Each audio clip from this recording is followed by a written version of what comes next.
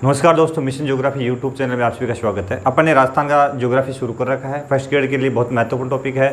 LDC के लिए जो हाई कोर्ट एलडीसी है प्लस सामान्य वैकेंसी जो 15,000 पोस्ट एलडीसी, उसके लिए बहुत ही महत्वपूर्ण सीरीज अपनी, तो जरूर देखें। हमारे मिशन ज्योग्राफी यूट्यूब चैनल को लाइक शेयर सब्सक्राइब करते रहें, अधिक से अधिक शेयर करते रहें, ताकि अपने मिशन का जो फायदा है कि प्रत्येक बच्चे तक भूगोल पहुंचे, कंपटीशन के अंदर आपका सिलेक्शन हो और आप हर कंपटीशन भूगोल के माध्यम से जो क्वेश्चन आते हैं भूगोल की तरफ से, तो उसमें आप पूर्ण रूप से सफल हो। तो शुरू करते हैं। अपने राजस्थान की जलवायु शुरू कर रखी थी, उसमें आज अपन देखेंगे राजस्थान की ऋतुएं।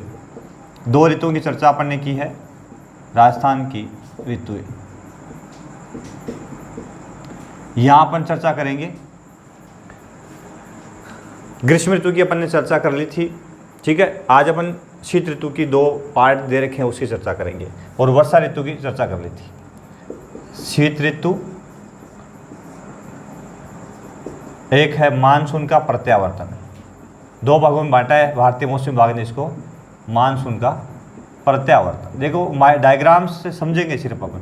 पहले अपन मानसून का प्रत्यावर्तन देखेंगे, उसके बाद में शीत ऋतु देखेंगे। इसको यदि मैं और ये बै पर लेंगे अपन, ठीक है। तो ये अपना राजस्थान है, और राजस्थान के अंदर यहाँ पे विश्व के मानचित्र पर यदि राजस्थान देखेंगे अपन, तो यहाँ पे आएगा आप, पूरा भारत जो है यहाँ आएगा आप, और भारत में यहाँ पे राजस्थान आएगा। अब विश्व का मानचित्र मैंने क्यों बनाया मैं बताऊंगा अभी। भारत के मानचित्र में राजस्थान अपना यहाँ रहेगा।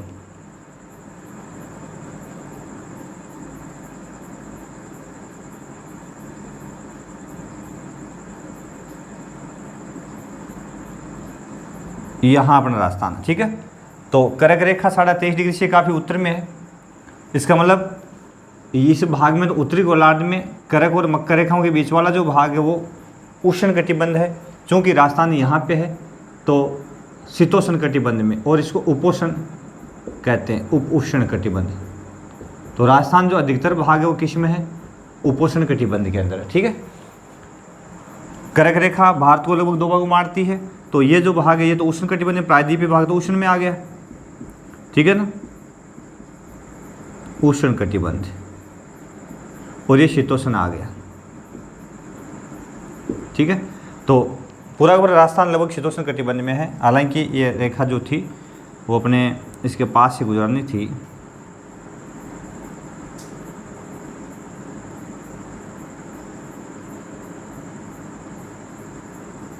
और कर्क रेखा जो है इसको 2 भागों में बांट, राजस्थान डूंगरपुर बांसवाड़ा से होकर निकलती है, इधर से अपन डालनी थी, ठीक है।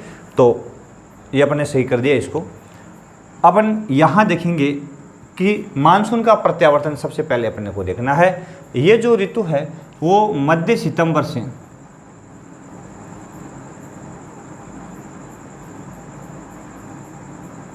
अक्टूबर से नवंबर तक नवंबर में रहती है। अक्टूबर से नवंबर, ठीक है। इसमें मानसून का प्रत्यावर्तन होता है। मानसून का प्रत्यावर्तन होता है क्या? सबसे पहले तो ये देखें। देखिए, बात करें अक्टूबर और नवंबर की, यहाँ मैं बता दूँ मकर रेखा 22 दिसंबर को सूर्य सीधा चमकता है यहाँ पे मकर रेखा पर, ठीक है। 21 जून को सूर्य सीधा चमकता है कर्क रेखा पर, ठीक है।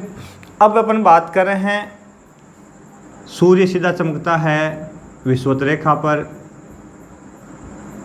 कब? 21 मार्च 23 सितंबर, 21 मार्च व 23 सितंबर को, ठीक है।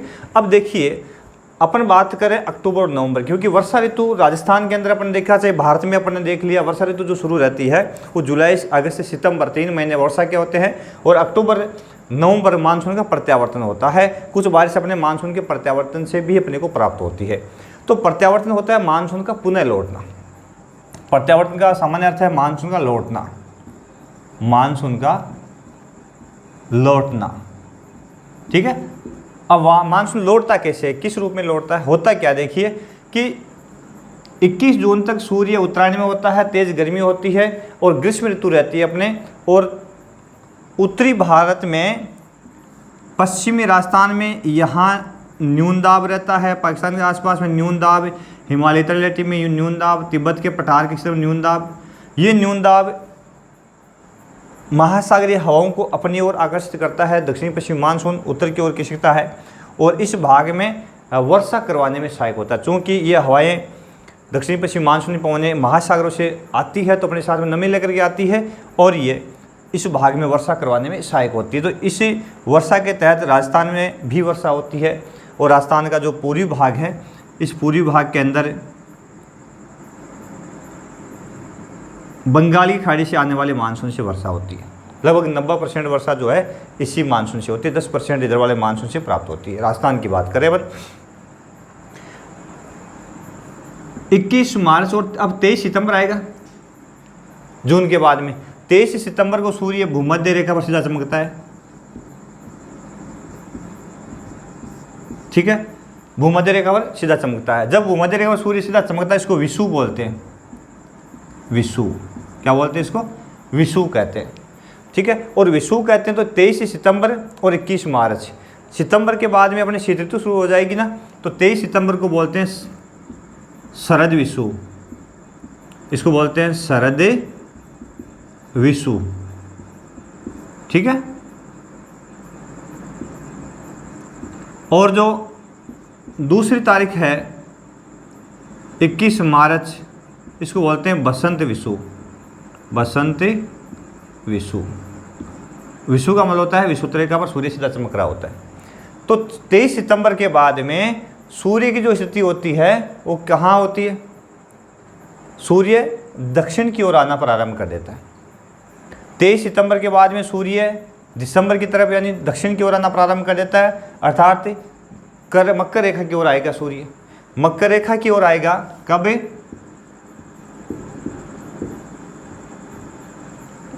23 सितंबर के बाद में दक्षिण गोलार्ध में सूर्य की अवस्थिति होती है। तो उत्तरी गोलार्ध जो है पूरा का पूरा ठंड की चपेट में आ जाता है। चूंकि भारत उत्तरी गोलार्ध में पूरा का पूरा, तो भारत की ठंड की चपेट में आ जाता है। राजस्थान भारत के पश्चिम उत्तर पश्चिम भाग में है तो राजस्थान में भी ठंड का असर हो जाता है। तो धीरे धीरे क्या होता है कि भारत के अंदर ये जो न्यून अवदाब था ये धीरे धीरे हटना शुरू हो जाता है सितंबर के बाद में। क्यों? क्योंकि यहाँ पे जो न्यून अवदाब था वो धीरे धीरे उच्च होना प्रारंभ कर देता है, ठीक है ना। ये न्यून अवदाब है उच्च अवदाब में बदलना शुरू कर देता है सितंबर के बाद में। और यहाँ जो है महासागरीय क्षेत्र, यहाँ हिंद महासागर में निम्न दाब बन जाता है। क्या बन जाता है? निम्न दाब। क्यों बन जाता है? क्योंकि सूर्य 23 सितंबर को कहाँ चमक रहा है? विषुवत रेखा पर, और विषुवत रेखा भारत के दक्षिण से होकर गुजरती है, भूमध्य रेखा। तो अब इस पर सूर्य की किरणें सीधी आ रही तो तापमान बढ़ गया, तापमान बढ़ गया तो दाब कैसा हो गया? न्यून हो गया। तो अब यहाँ न्यून दाब है, इसकी बजाय यहाँ दाब उच्च बनना प्रारंभ हो जाता है, ठीक है।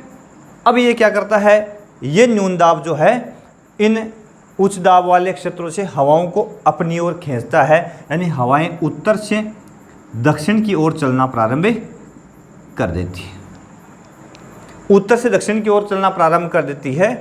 इस प्रकार से ये जो मानसूनी पवनें पहले जून जुलाई अगस्त के अंदर उत्तर की ओर नमी लेकर के आई थी और बारिश कर रही थी, और जैसे ही सितंबर का महीना शुरू होता है तो इनकी जो अवस्थिति है उलट जाती है, क्योंकि उच्च दाब उत्तर भारत में, न्यून दाब भूमध्य रेखा के ऊपर चला जाता है। कारण सूर्य की अवस्थिति होती है 23 सितंबर को विषुवत रेखा पर होती है, ठीक है ना। तो भारत के दक्षिण में रहती है, तो इसके कारण क्या होता है? इससे हवाएं उलट जाती है, और उलट जाती है तो हवाओं का रुख जो है उत्तर से दक्षिण हो जाता है। इसको बोलते हैं मानसून का प्रत्यावर्तन या मानसून का वापस लौटना।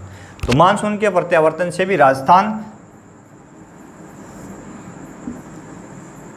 ये अरावली श्रेणी है अपनी, मानसून के प्रत्यावर्तन से भी राजस्थान में भी हवाएं इस रुख में आ जाती है, और इस रुख में आने से हवाओं का जो रुख होता है, हवाएं उत्तर से दक्षिण बहना प्रारंभ कर देती है, उत्तर से दक्षिण बहना प्रारंभ कर देती है, और लौटते हुए मानसून से कुछ वर्षा होती है। अक्टूबर और नवंबर में लौटते हुए मानसूनी पवनों से भी कुछ वर्षा होती है। और इस समय भारत के अंदर अपन देखेंगे कि लौटती हुई मानसूनी पवनें आगे बढ़ती है, तो यहाँ इनसे यहाँ पूर्वी पछुआ पवनें सक्रिय हो जाती है। कौन सी? पूर्वी पछुआ पवनें,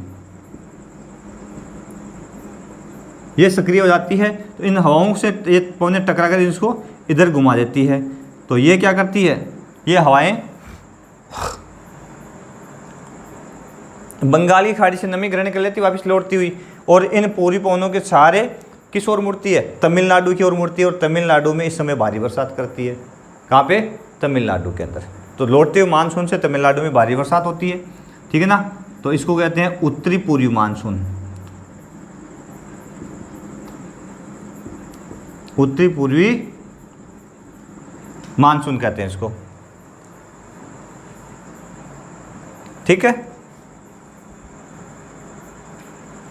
अब देखिए इसको बोलते हैं मानसून का प्रत्यावर्तन। हवाएं उत्तर से दक्षिण प्रारंभ होगी और इसको वापस लौटती पहुंचने से राजस्थान में भी कुछ बारिश प्राप्त होती है, और भारत में तो होती ही होती है। लौटते मानसून से सबसे अधिक वर्षा तमिलनाडु को प्राप्त होती है। सबसे अधिक वर्षा किस राज्य को मिलती है, तमिलनाडु। मैं राजस्थान के साथ भारत विश्व क्यों लिया, क्योंकि सबको एक करके पढ़ेंगे, समझ से एक साथ पढ़ेंगे तभी इसको समझ पाएंगे, वरना नहीं। यानी 90% वर्षा तमिलनाडु में होती है, किस, लौटते मानसून से। और इसको बोलते हैं यहाँ पे उत्तरी पूर्वी मानसून, क्योंकि उत्तरी पूर्वी पश्चिम पवनों की सारी हवाएं तमिलनाडु की ओर आगे बढ़ती है और यहाँ वर्षा करती है, ठीक है। अब दूसरी जो ऋतु है शीत ऋतु। अब शीत ऋतु का आगमन हो जाता है राजस्थान के अंदर, पूरे भारत के अंदर। कब, अब सूर्य धीरे धीरे 23 सितंबर के बाद में 22 दिसंबर को कहाँ चमक रहा है, मकर रेखा पर। कहाँ चमक रहा है, मकर रेखा पर। अब उत्तरी गोलार्ध में पूरे के पूरे गोलार्ध के अंदर ध्रुव का असर हो जाता है, उत्तरी ध्रुव का। किसका असर हो जाता है, ध्रुव का असर हो जाता है। और पूरा का पूरा उत्तरी गोलार्ध है उस पर सूर्य किरणें तिरछी पड़ती है, तो सूर्य किरणों का कोई असर नहीं होता, और ध्रुव की जो ठंड है उसका असर हो जाता है, और पूरा उत्तरी गोलार्ध ठंड की चपेट में आ जाता है। चूँकि भारत उत्तरी गोलार्ध में, तो पूरा भारत इस समय कब है, शीत ऋतु नवंबर से मार्च तक, नवंबर में सर्दियाँ स्टार्ट होती है, मार्च तक, और दिसंबर में तो काफ़ी तेज़ सर्दियाँ हो जाती है। अब दिसंबर 22 को सूर्य मकर रेखा पर चमक रहा होता है, ठीक है। तो सूर्य का असर यहाँ नहीं होता, तो ध्रुव का असर होता है। इस कारण से ये जो राजस्थान का जो भाग है पूरा का पूरा, उसमें उच्च दाब बनता है। क्या बनता है, उच्च अवदाब बनता है। भारत के उत्तरी भाग में यहाँ उच्च अवदाब बनता है शीत ऋतु के अंदर, ठीक है। और इस उच्च दाब के कारण हवाएं जो है उत्तर से दक्षिण की ओर चलती है। इस समय हिमालय की चोटियों पर बर्फ़ जमी रहती है, और हिमाचल प्रदेश, उत्तराखंड, जम्मू कश्मीर में बर्फ़बारी होती है। बर्फ़बारी यानी हिमपात होता है, क्योंकि तापमान माइनस में चला जाता है, और माइनस में जाने के कारण इस भाग में जो नमी है वो बर्फ़ के रूप में नीचे गिरती है, तो हिमपात होता है। इस हिमपात का असर होता है कि पूरा का पूरा प्रदेश उत्तरी भारत ठंड की चपेट में आ जाता है। प्रायद्वीपीय भारत ठंड की चपेट में नहीं आता। इसका कारण है कि सूर्य की किरणें जो है वो प्रायद्वीपीय भाग के तो कुछ नज़दीक है, और दूसरा महासागरीय प्रभाव, दूसरा क्या है, महासागरीय प्रभाव के कारण ये ठंड की चपेट में नहीं आता। प्रायद्वीपीय भारत में लगभग ऋतु समान रहती है। शीत ऋतु और ग्रीष्म ऋतु का अंतर ज़्यादा नहीं देखने को मिलता है, क्योंकि जल धीरे धीरे गर्म होता तब तक ये ठंडा हो जाता है, और यह ठंडा होता तब तक जल वापस गर्म हो जाता है, तो तापमान का सेवन हो जाता है, ठीक है ना। इसके कारण से सेवन धाराएं इसको बैलेंस में रखती है। उत्तर भारत में ही शीत ऋतु आई पाई जाती है, दक्षिण भारत में नहीं पाई जाती, ठीक है। तो इस कारण से दिसंबर के महीने में भारत पूरा का पूरा कड़ाके की ठंड में होता है, और दिसंबर में राजस्थान भी, चूँकि पश्चिमी उत्तर पश्चिमी भारत में है, तो राजस्थान में भी कड़ाके की ठंड पड़ती है, और तेज़ ठंड पड़ती है राजस्थान के अंदर, काफ़ी ज़्यादा ठंड होती है, जिसका कारण है इसका महाद्वीपीय प्रभाव। जिसका कारण क्या है, महाद्वीपीय प्रभाव, अर्थात यहाँ की जो बलुई मिट्टी है, बलुई मृदा, वो काफ़ी अधिक ठंडी हो जाती है, ठीक है ना। रात के समय तापमान गिर जाता है, यानी यहाँ अपने शेखावाटी फतेहपुर के अंदर सबसे अधिक तापमान गिरता है, यानी -3 डिग्री सेंटीग्रेड तापमान हो जाता है। बहुत बार माइनस में चला जाता है, तो काफ़ी अधिक तापमान गिर जाता है। पूरा का पूरा राजस्थान है वो ठंड की चपेट में रहता है, और तापमान जो होता है वो दिन के समय, राजस्थान के अंदर दिन के समय जो तापमान संपूर्ण राजस्थान में है वो लगभग 15 से 18 डिग्री सेंटीग्रेड के आसपास में पहुंच जाता है, और रात के समय तापमान जो है वो 5 से डिग्री सेंटीग्रेड से -2 डिग्री सेंटीग्रेड तक पहुंच जाता है, यानी 5 डिग्री तो है अधिकतम और -2 तक पहुंच जाता है रात के समय तापमान, ठीक है ना। तो काफ़ी कम तापमान दिसंबर और जनवरी के महीने में यहाँ देखने को मिलते हैं। जनवरी और दिसंबर के समय काफ़ी कम तापमान देखने को मिलते हैं, ठीक है। तो यह शीत ऋतु कहलाती है। क्या कहलाती है? शीत ऋतु। क्यों आई आप समझ गए होंगे। सूर्य की स्थिति दक्षिणायन हो गई 22 दिसंबर के आसपास में, तिरछा चमक रहा है। कहाँ पे? उत्तरी गोलार्ध में। ध्रुवों का असर हो गया, पूरा पूरा भारत और उत्तरी भारत जो है वो ठंड की चपेट में आ गया, क्योंकि राजस्थान उत्तरी गोलार्ध में, उत्तरी भारत के अंदर उत्तर पश्चिम में अवस्थित है, तो ये पूरा ठंड की चपेट में आ गया। और हिमपात जो पहाड़ी हिमालय का जो क्षेत्र है वहाँ पे हिमपात हो गया, तो हिमपात का असर भी हो गया। और उत्तर से आने वाली ठंडी जो साइबेरिया से चलने वाली हवाएं जो है वो इस प्रदेश को, पूरे के पूरे प्रदेश को ठंड की चपेट में ले लेती है। उत्तर से हवाएं क्यों चलती है? क्योंकि उच्च दाब उत्तर में रहता है और सूर्य की स्थिति कहाँ हो गई? मकर रेखा पर दक्षिण में होने के कारण जो ITCZ है, न्यून अवदाब पेटी बोलते हैं इसको, ITCZ अंत उष्णकटिबंधीय न्यून अवदाब पेटी जो है वो कहाँ चली जाती है? मकर रेखा पर चली जाती है। यानी ये अपने सूर्य की अवस्थिति के साथ साथ ऊपर नीचे खिसकती रहती है। तो ये ITCZ दिसंबर में यहाँ आ जाती है, तो ये न्यून अवदाब का गर्त कहलाता है।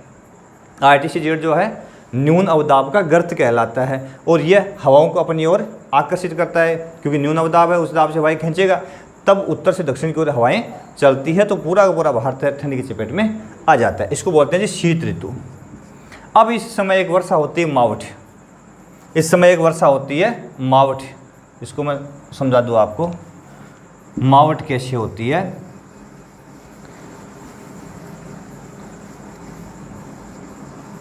शीत ऋतु के अंदर एक वर्षा होती है मावठ। बहुत बार प्रश्न पूछा है मावठ क्या है, 3-4 प्रश्न इसके आते हैं, आपको मैं क्लियर कर देता हूँ, कभी नहीं भूलोगे, ठीक है। अब मावठ जो होती है वर्षा, इस समय कैसे क्यों क्या होती है उसके बारे में देखते हैं। होता क्या है कि जब ITCZ दक्षिण में मकर रेखा पर चली जाती है, न्यून अवदाब, यानी ITCZ का मतलब है न्यून अवदाब, अंत उष्णकटिबंधीय न्यून अवदाब अभिसरण पेटी होती है। तो ये जब मकर रेखा पर चली जाती है, इस समय होता क्या है, उत्तरी गोलार्ध जो है उसमें वायुदाब पेटियाँ नीचे खिसक जाती है, वायुदाब पेटियाँ नीचे खिसक जाती है और अपने हिमालय के नज़दीक से, पास से होती इधर से एक पवने सक्रिय हो जाती है जिसका नाम है पछुआ पवने। पछुआ पवने ये सक्रिय हो जाती है। यानी पहले तो जब ग्रीष्म ऋतु होती है, पवने भारत से उत्तर से बहती है, इधर से बहती है, भारत के उत्तर से बहती है, मध्य एशिया से होकर के बहती है। लेकिन शीतकाल में ये पेटियाँ जब जैसे नीचे खिसकती है तो उसके साथ में ये जो पछुआ पवने हैं, वो पछुआ पवने भी भारत के हिमालय से टकराती हुई आगे बढ़ती है और ये एक शाखा इसकी हिमालय के उत्तर से गुजरती है, दूसरी शाखा इसके हिमालय के दक्षिण से गुजरती है। ये जो पछुआ पवन है अपने,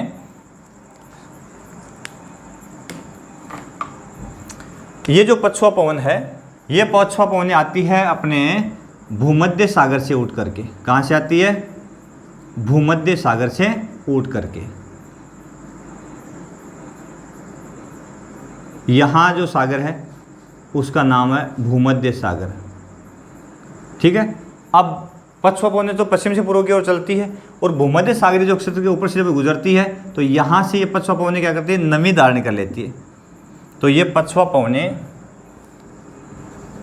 पछुआ पवनें यानी पश्चिम से पूर्व की ओर चलने वाली पवनें, ठीक है, पछुआ पवन कहलाती है।